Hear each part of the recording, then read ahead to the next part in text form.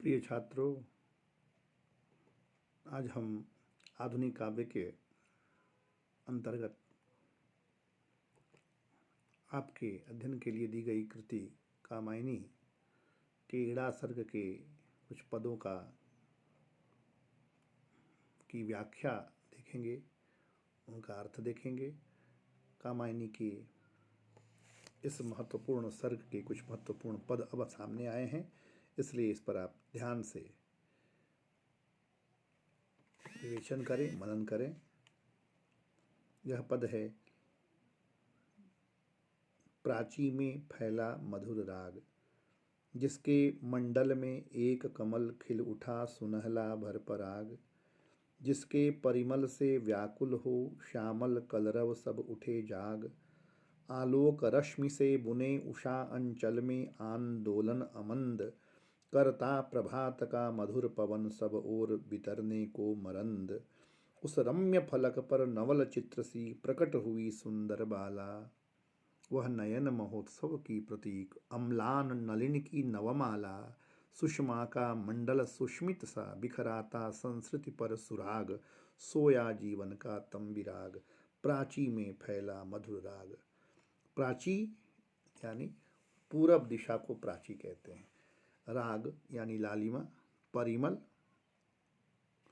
सुवास, सुगंधि, आलोक रश्मि यानी प्रकाश की किरणें, अमंद तीव्र जो मंद न हो, अमंद, वितरने बांटने, मकरंद फूल का रस मकरंद, अम्लान नलिन विकसित कमल, अम्लान खिला हुआ,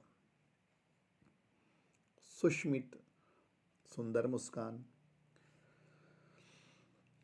और इस पद में प्रसाद जी की जो एक महाकवि की काव्यात्मक दृष्टि है वो प्रकृति के चित्रण के माध्यम से व्यक्त हुई है।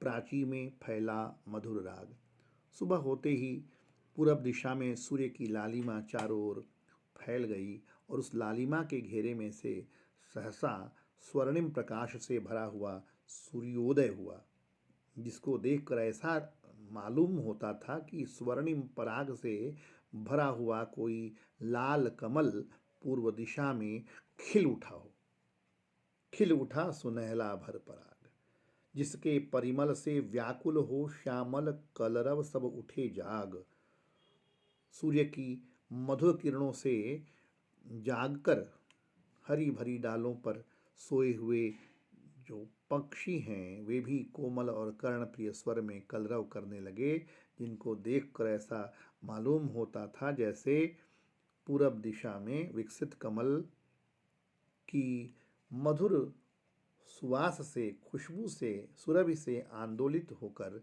सारे के सारे पक्षीगण उस कमल का गुणगान करते हुए जाग पड़े हों।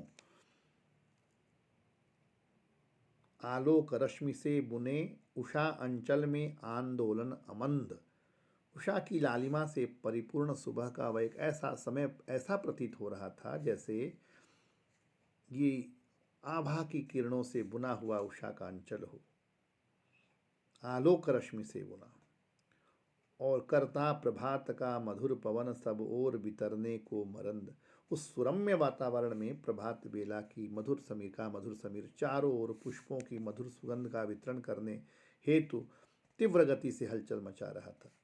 पूर्व दिशा के उस रमणीक और अनुपम चित्रपट पर, उस रम्य फलक पर नवल चित्र सी प्रकट हुई सुंदर बाला, उस रमणीक और अनुपम चित्रपट पर अनायास ही नूतन चित्र के सदृश एक सुंदर युवती अवतरण हुई।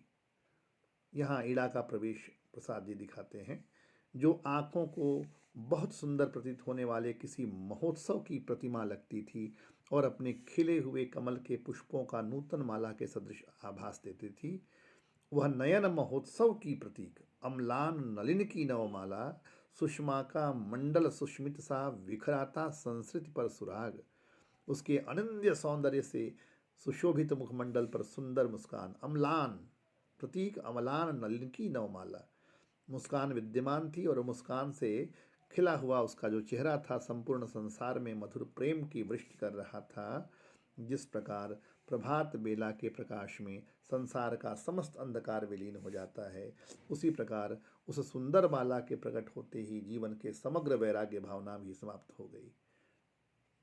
इस पद में प्रसाद जी ने प्रभात बेला की असीम सुषमा और नव युवती इड़ा दोनों के अत्यंत हृदयस्पर्शी चित्र अंकित किए हैं।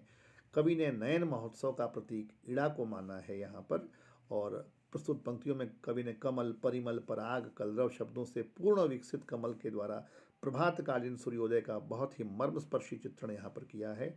और तमाम अतिशयोक्ति, अलंकार, विशेषण, विपर्यय, उपमा, रूपक, उत्प्रेक्षा, तमाम अलंकारों में इस पद में जगह जगह यहाँ आपको दिखा रहे हैं। और इस इड़ा सर्ग का सबसे महत्वपूर्ण पद अब मैं पढ़ता हूँ, जो व्याख्या के दृष्टि से भी छात्रों आपके लिए अत्यंत महत्वपूर्ण है।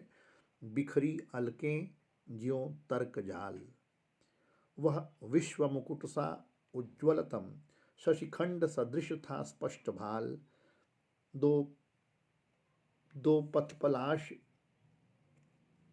दो पद्म पलाश चषक से दृग देते अनुराग विराग ढाल, गुंजरित मधुप से मुकुल सदृश वह आनन जिसमें भरा गान, वक्षस्थल पर एकत्र धरे संस्कृत के सब विज्ञान ज्ञान, था एक हाथ में कर्म कलश वसुधा जीवन रस सार लिए, दूसरा विचारों के नभ को था मधुर अभय अवलंब दिए, त्रिबली थी त्रिगुणा तरंगमयी, आलोक वसन लिपटा अराल, चरणों में थी गति भरी ताल, बिखरी अलकें ज्यों तर्क जाल।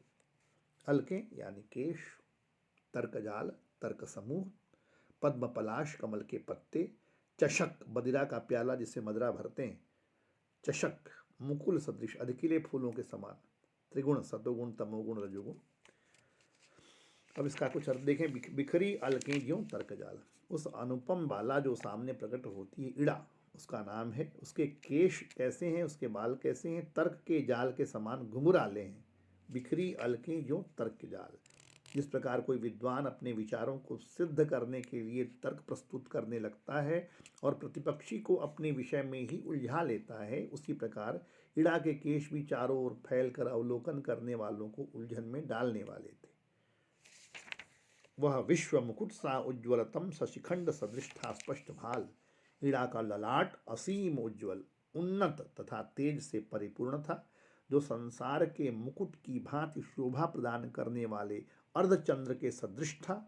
उसके दोनों नेत्र कमल पुष्प के पत्तों के बने हुए दो मधु के प्याले के समान दृष्टिगोचर होते थे। गुंजरित मधुप से मुकुल सदृश वह आनन जिसमें भरा गान, दो पद्म पलास चषक से दृग देती अनुराग विराग ढाल, वक्षस्थल पर एकत्र धरे संस्कृत के सब विज्ञान ज्ञान। जिस प्रकार मधु के प्यालों से मदिरा छिलकती है, उसी प्रकार इड़ा की दोनों आंखों से क्रमशः स्नेह और विराग की भावना झलक रही थी। इड़ा का सुंदर मुख अर्ध विकसित पुष्प के सदृश था और उसके मुख से निकलने वाली मधुर वाणी भौरों की गूंज के सदृश थी। इसलिए मधुर स्वर से युक्त इड़ा का वह सौंदर्यपूर्ण मुख गूंजते हुए भ्रमरों सहित अर्ध विकसित पुष्प के समान दिखाई पड़ रहा था, और उसके उन्नत वक्षस्थल को देखकर ऐसा लगता था जैसे वह अपने हृदय में संसार के समस्त भौतिक विज्ञान तथा आध्यात्मिकता को एकत्र करके बैठी हो। उसके एक हाथ में कर्म का कलश विद्यमान था एक हाथ में कर्म कलश। इड़ा बुद्धि की प्रतीक है और बुद्धि कर्मवादी है, कर्म की ओर प्रेरित करने वाली है। वसुधा जीवन रस सार लिए, जिसमें धरती पर उस जो कर्म कलश है उसमें धरती पर रहने वाले संपूर्ण प्राणियों के जीवनानंद के सार का समावेश था। अर्थात वह अपने हाथ से कर्म की प्रेरणा प्रदान कर रही थी, जिससे सभी प्राणियों को जीवन में आनंद प्राप्त हो सकता है। और दूसरा हाथ था, विचारों के आकाश को मधुरता तथा निर्भयता के साथ अवलंबन प्रदान कर रहा था। यानी इड़ा के दूसरे हाथ से यह संकेत मिल रहा था कि वह गूढ़ से गूढ़ विचारों को भी अत्यंत माधुर्य तथा निर्भयता के साथ काल रूप में परिणत कर सकती है। इड़ा के उदर पर नाभि के निकट 3 रेखाएं स्पष्ट दृष्टिगोचर हो रही थी, जो सतुगुण, रजोगुण तथा तमोगुण की 3 तरंगों के समान प्रतीत हो रही थी। अर्थात इन 3 रेखाओं से इड़ा के सौंदर्य के साथ साथ यह भी लग रहा था कि नारी त्रिगुणमयी है, अर्थात नारी में तीनों गुण विद्यमान है। इड़ा ने एक उज्ज्वल तथा श्वेत वस्त्र को कुछ तिरछा और टेढ़ा करके अपने शरीर पर धारण कर रखा था। और जिस प्रकार नृत्य करने वालों के चरण ताल के अनुसार आगे बढ़ते हैं, उसी प्रकार इड़ा के चरण भी उसके विचारों के अनुकूल ही सदा आगे बढ़ते थे। अतएव उसके चरण में विचारों की ताल से परिपूर्ण एक गति विद्यमान थी। त्रिवली थी त्रिगुणा तरंगमयी, आलोक वसन लिपटा अराल, चरणों में थी गति भरी ताल। तो यहाँ हम देखते हैं कि प्रसाद जी ने इस पद में इड़ा को बुद्धि का प्रतीक स्वीकार किया है और उसे एक ऐसी नारी के रूप में चित्रित किया है जो बौद्धिक धरातल पर उन्नति प्राप्त सभ्यता की एक शक्ति है, प्रेरक शक्ति है, जिसमें वैज्ञानिक युग के प्रवर्तन की भी अपूर्व शक्ति है। इस पद में तर्कजाल के बिंब द्वारा बिखरी अलकों का और शशिखंड के सशक्त बिंब द्वारा मस्तक का, पलाश के बिंब द्वारा आंखों का, मुकुल के आकर्षक बिंब द्वारा मुख का, तीन तरंगों के बिंब द्वारा पेट की तीन रेखाओं का तथा आलोक के बिंब द्वारा श्वेत वस्त्र का बहुत ही मर्मस्पर्शी चित्रण हुआ है। यहाँ इस पद में उपमा रूपक और निरंग रूपक अलंकार है। आलोक वसन पद में आलोक शब्द में लक्षण लक्षणा है, क्योंकि आलोक शब्द अपने प्रसिद्ध अर्थ प्रकाश को त्याग कर यहाँ लक्षणार्थ यानी श्वेत अथवा उज्ज्वल को सूचित कर रहा है। कुल मिलाकर यह पद इड़ासर का सबसे महत्वपूर्ण पद है और व्याख्या की दृष्टि से भी बहुत महत्वपूर्ण है। बिखरी अलकें ज्यों तर्कजाल। धन्यवाद।